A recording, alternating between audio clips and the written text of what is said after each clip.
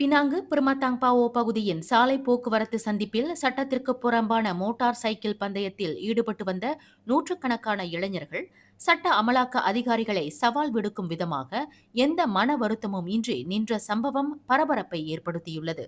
15 வயதுக்கும் கீழ் உள்ள சிறுவர்கள் உட்பட முறையான ஓட்டுநர் உரிமம் இல்லாமல் ஆபத்தான நிலையில் மோட்டார் சைக்கிளை ஓட்டுவது போன்ற குற்றச் செயல்களில் மீண்டும் மீண்டும் ஈடுபட்டு வருவது கண்டு அதிகாரிகள் அதிர்ச்சி அடைந்தனர்.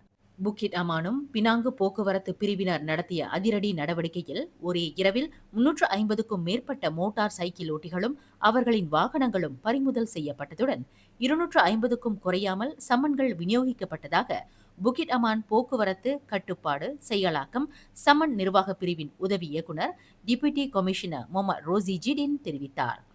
உங்கள் உயிரை நீங்களே போக்கிக் கொள்ளும் முன் இந்த சட்டவிரோத செயலை உடனடியாக நிறுத்துங்கள் என்று கடுமையாக எச்சரித்த அதிகாரிகள் சாலை பாதுகாப்பு குறித்து சமூக விழிப்புணர்வை ஏற்படுத்த கோரினர். மேலும் செய்திகளை தெரிந்து கொள்ள கீழே இருக்கும் பெல் பட்டனை அழுத்துங்கள்.